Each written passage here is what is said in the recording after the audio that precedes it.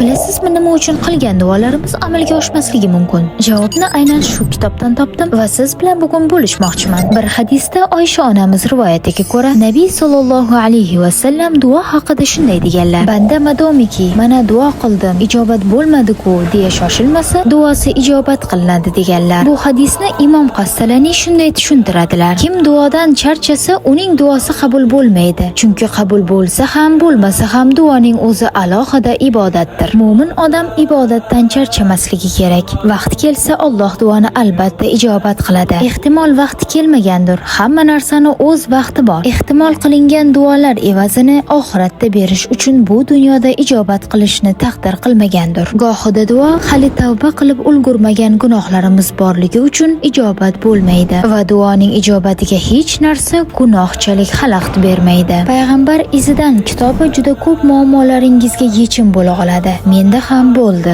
Siz nima deb o'ylaysiz? O'z fikrlaringizni kommentariyada qoldiring.